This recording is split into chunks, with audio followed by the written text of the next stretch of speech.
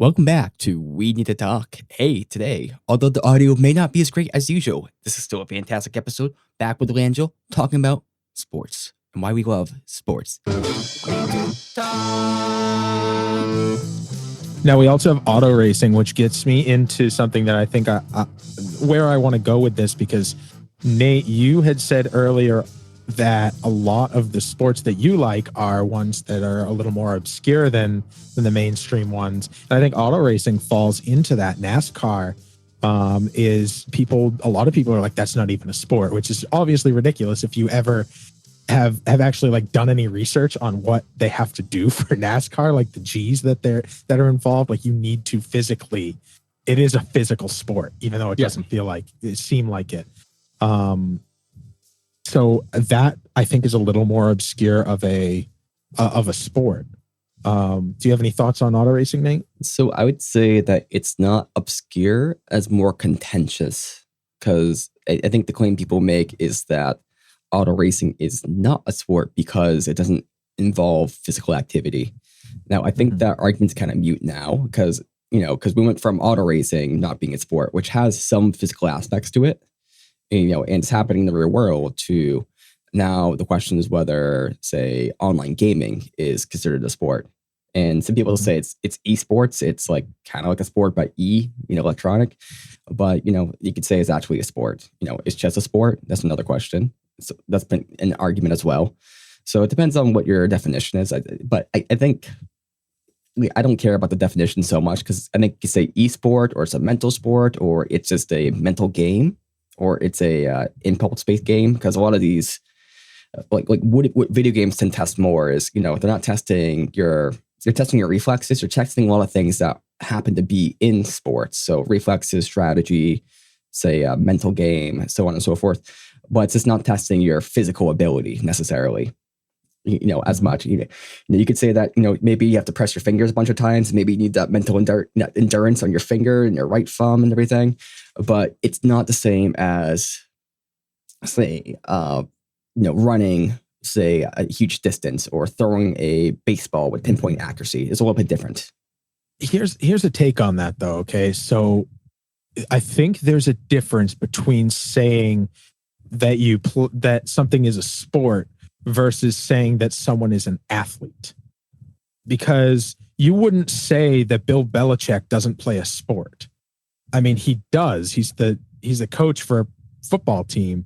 And I think that means he is heavily involved in the sport. I think he plays the sport because part of the sport is the mental aspect of beating the other team. So I think you can say people play a sport without them physically being active in it. But I don't think I would say Bill Belichick is an athlete. And I think that really could be the separation that resolves that conflict between people of whether something is a sport or not. A lot of things can be sports without needing necessarily being athletic. Okay, yeah. I mean, I could see that. It's all how you define it, to be honest. My whole mindset is I don't care about how definitions are, like, say, applied. I just care that they're consistent. It just makes things easier. But yeah, if that's the definition, that's fine. So what sport are you interested in that is contentious?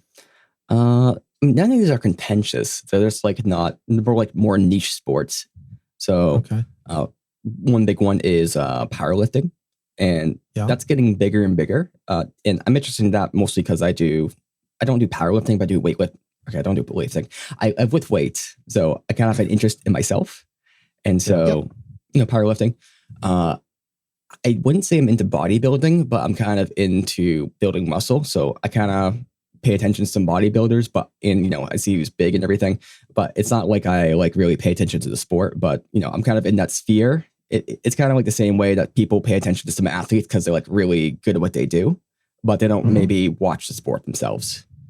Yeah. But anyone in chat right now, go ahead and throw out some sports that are a little more obscure that you guys watch and actually enjoy. Don't just throw out a sport because it's random, but something that you guys actually enjoy. Nate, I know you've liked powerlifting and bodybuilding for a long time.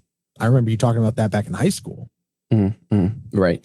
It's something that I just can relate to because it's like I get into the things I do. So for instance, I got into Frisbee Golf for a bit. And so I started like watching like videos of people doing Frisbee Golf more for my own sake of, learning how to throw a Frisbee and everything like that.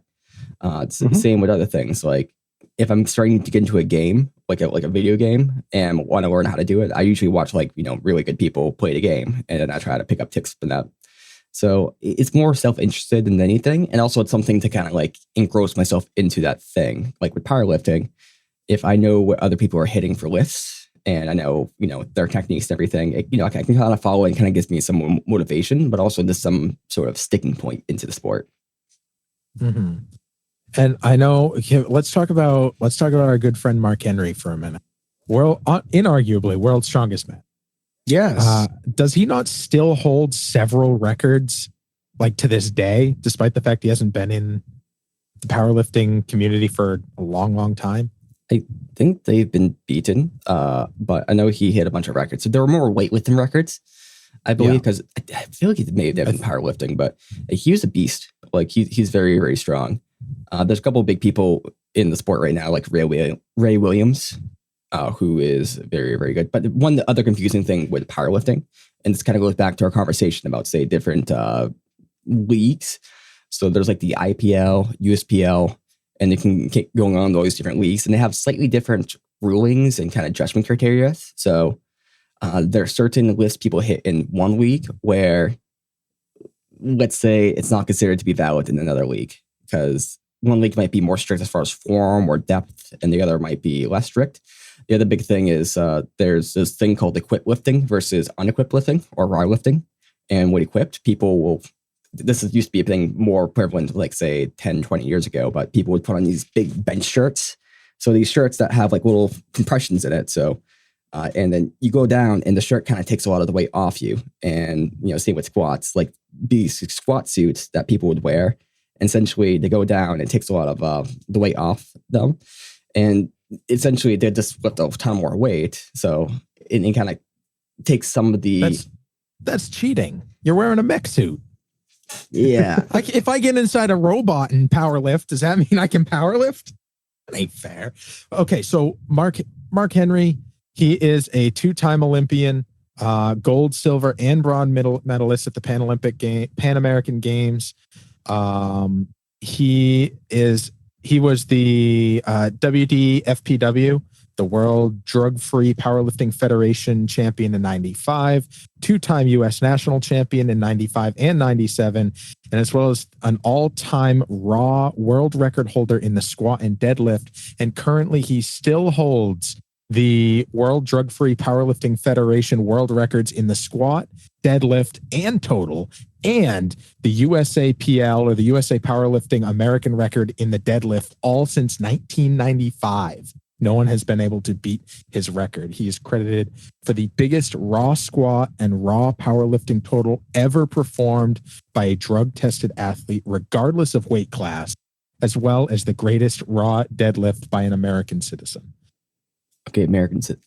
I'm pretty sure people have beat him out, so I'm not sure how accurate that is, because, again, I follow the sport, so I'm a little bit more like up on it. But Ray Williams has done some pretty crazy stuff, who's kind of one of the big names now.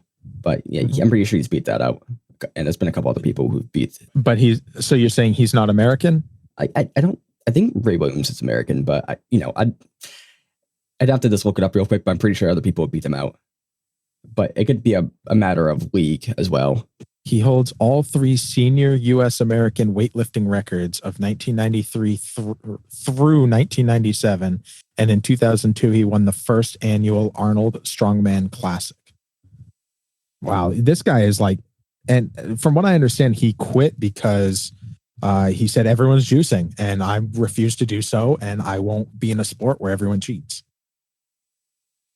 Which I know Nate and I have talked about that. And Nate's like, he was cheating too. Mm-hmm. And you have no doubt in your mind that he was cheating too. Good chance of it. So this is where it's confusing with drugs and performance enhancements, is that let's say that someone is just like a huge outlier, which is sometimes the case. Like, for instance, there's a certain gene with dogs that if that gene is active and it's like a weird mutation, that dog will be like jacked to the bone. Like this dog is a very, very muscular dog. And it's not like it's taking steroids. It just happens that gene creates lots of testosterone, which builds muscle. And it just kind of acts like that. People with stuff like giantism, like Andre the Giant, or say the Big Show, he got his fix, but they just happen to produce a lot of these growth hormones and things that kind of cause the results of that are very similar to steroids, because essentially steroids mimic the growth building kind of effect. So some people might just have an abnormally high testosterone or a certain weird genetic combination that might make them that 1 in a million, 1 in a billion, wherever it might be, where they can hit these levels of performance, which are unusual, right? And those people do exist. And also they might just have like the right, say biomechanics. There's this guy in powerlifting whose name is Richard Hawthorne, and he's 125 pounds, and he lifts he does like a 525 pound deadlift, like a 300 pound bench press, and like a 550 pound squat or something like that. I mean, those numbers are not quite accurate, but kind of in the range. And that's insane for 125 pounds. Now, he's just naturally really gifted and really strong, but also just the way his body's built, it's perfect for these different lifts. Like if you want to create a perfect human being for those lifts, that's how you do it. So there's a confluence of kind of genetic factors there. And I think he's natural. A good chance that Mark Henry could be natural. But, if he's natural, it's just kind of like genetic lottery for him, right? Most people, to get to that point, they need, say drugs. But essentially, their genes just create the drugs that make them in that kind of a stratosphere. Mm-hmm. I don't have an issue with that. I think if the point is that you're not introducing otherwise not natural things into your body, then that's what you should be following. And it sucks because you won't be able to compete with people who do naturally. Pretty much, you're saying some people naturally have steroids. Yeah, essentially, so they're naturally on steroids. Yeah, right. I mean, let's take Brock Lesnar, who actually did use steroids. That's been pretty well documented. But Brock Lesnar, even if he didn't do steroids, he'd still be, even before he did them, he was hugely jacked. He was hugely competitive and hugely scary. He's going to be jacked no matter what he does.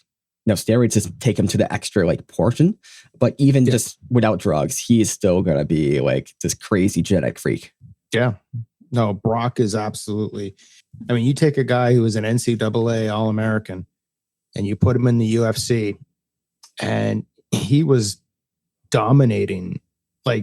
He lost his first fight to Frank Mir. Then he came back and he avenged that. He was hitting Mir so hard that Mir was knocked out, but Brock was holding him up against the cage and kept hitting him. So, I mean, that was something. I mean, to win the UFC heavyweight title without a quote unquote MMA background, I mean, that's just brute strength, right? So Brock was so weird to watch in that. People who haven't seen it, I think in the Frank Mir fight, the second one, there's also another fight he had where he is not good technically. He's just very, if he had the technical skill, he would just dominate and kill everybody. Mm-hmm. But he just kind of brute forced it, and it's he took such a beating and just kind of went through it. And it's just how is he even doing this? And he just got this pure, just raw energy. It's one of those things where you can say ability is a big portion of the UFC, but Brock kind of showed that raw strength and this determination is a big part of it too. Rocky style, just let them wear themselves out. Yeah, he strikes me as people do a lot of gaming. People will build a tank build where they can just take a shitload of damage and eventually the other person's going to run out of ammo or whatever it is. And that's exactly what Brock does. He just stands there, absorbs it, and then it's his turn sort of idea, right? So, and Paul Heyman's his bard. Yeah, that's right. Holds up the belt. Yeah. Paul Heyman, man, I love that guy. Paul Heyman's a genius. Yep. But huge fan. My favorite athlete, Paul Heyman. Well, this has been an awesome conversation. Was there any other one that anybody wanted to bring up? Any other sports? Yeah, that we didn't touch on that needs to be brought up in this conversation. Well, I just want to circle back for a second about how if esports are sports or not, because I work at a college and they recently launched an esports directly under athletics.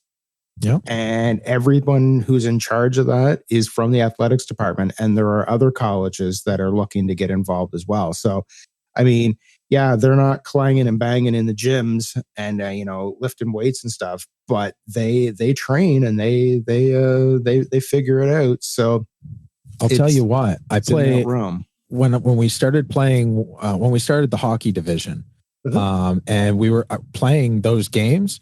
My left thumb would get sore after the first period, two more periods. Now it doesn't. So I've been lifting some hardcore weights with my fingers. There you go. Work those thumbs out, right? Yeah, I got the finger strength now. So maybe if I just go to the gym and just do finger strength training, then I can be considered an athlete, right? Yes. I think esports are a sport, but I don't think that you're an athlete if you play them.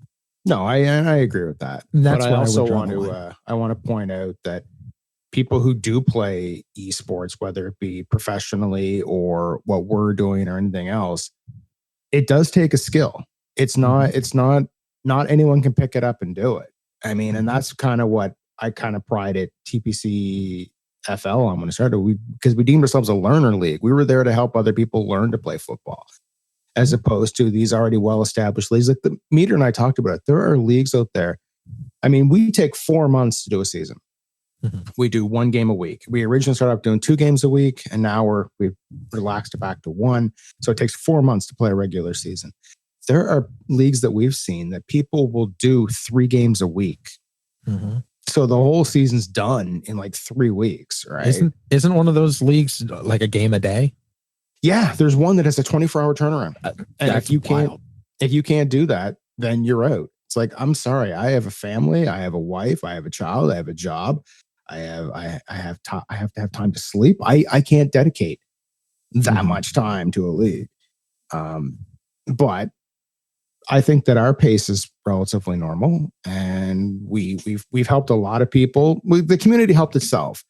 Like I said earlier, we come together, we talk, we tell people, this isn't necessarily working. You don't want to run on 3rd and 17. You definitely want to throw that, and tips and stuff that people get better. I mean, I blanketed it originally as the learner league, or we blanketed. I don't think we're such a learner league anymore. As much we've developed past that. But the notions are still there, where if people wanted to join us, we're definitely going to help them. You're not stranded by yourself, sort of idea. Oh, I would argue we kind of are still a learner league in the way that a lot of leagues are super competitive. So you don't want the person that you're playing against to learn. Versus us, where like we'll play friendly matches with each other and be like, oh, here's a suggestion on how you can do this. Here's how to manage the clock better. And then that person might be like, well, here's how to do an outside run better than what you're doing. Here's where you're dropping the ball in that regard. So I feel like that's really where it comes down to being a learner league per se, is that we all want each other to learn, not just ourselves. And that really comes down to what you've been saying, and that's community. Yeah. And I mean, I love our community. I think our community I'd put our community up against like almost any other gaming community out there. I seriously would. Agreed. And, it is awesome. I think there's a couple sports that I've really kind of grown a liking to. And what happened is, like, I was just going through YouTube and I saw this video. And so I clicked on it, and it was like a gymnastics video. And this person did all this crazy flipping around and everything. And it's like, wow, that takes such like ability and dedication there. Like, how are they doing that? And then I watched this video of someone like pole vaulting, and then I watched a video like them running, like I watch Olympic sports. And then I watched a video of them curling, and I watched a lot of curling videos. And I was like, there's such athleticism here. And I was just engrossed in it. And then eventually I realized that I was watching it because they're all hot girls. Beach volleyball for the win, right? Yeah. Misty May Trainer. I was going to say, if you're starting to watch curling, your potential Canadianism is showing there. Curling is huge here in Canada. Ooh, potential Canadian. Honestly, I think that's okay. So the hot girls are nice, right? With that, but that's actually a legit sport. Like I was kind of watching it. It's like, it's like pool, but with ice and like kind of, I don't know, interactivity. And there's injuries. There's a guy I work with that broke his femur playing curling, and he was off work for like months. And I'm like, how do you do that? And then I saw the video of it and I was like, I never want to see that ever again. Like, that Oh. was just, he went down on one knee to push off. And when he did, whatever he did, his leg just went and broke. Gross. And I'm thinking that curling would have to be the one sport you're like, you know what? Unless I get my fingers jammed by the rock, I'm pretty good for injury wise. No, Nope. you're not talking about Dwayne Johnson. No. But imagine if they painted all of the rocks to look like Dwayne Johnson. Yep. Get So- the hot tag. Langille, thank you so much for joining us here today. We'll have you on very soon. Yeah, thanks for having me. Where do you want people to find you? You can find me on Twitter at Langille. Langille. Exactly. Yep. Twitch, same thing. Facebook, same thing. It's all Langille. Get your branding down pat. I do. And of course, check out TPC Sports Live on Twitch or on Twitter. That's where you'll find Meter and I multiple times a week in multiple different sports. And thanks for having me on. I greatly appreciated the opportunity and the conversation. Yeah. Well, thank you for coming. We'll post that stuff both in the description and in the Discord. If you don't have the Discord link yet, just reach out and I'll get it to you right away. And maybe we'll put that in the description. We'll see if we remember. Sure. But Nate, what's your favorite sport that involves not a ball or weights? Frisbee Golf? Wait, did we play that once? Yeah, we played Frisbee Golf, remember? We went with your brother, and then your brother beat us for some reason, which is really annoying. No, he didn't beat us. Yeah, he did. No, I won. No, you didn't. Nate, I won. Sucked. Nate, I won. That's how we're remembering it. And to be honest, it's the weirdest game I've played because I've played that game. Like, I used to play that game like constantly, like 3 times a week. And this is the first game I played where someone actually kept track of the scores. No one's ever done that, like, in my history of playing, like multiple people, different groups of people and everything. You're the only person who can actually keep track of the scores who, wasn't actually competing competitively. Well, I won. Well, no, you definitely lost. Nate, we need to talk.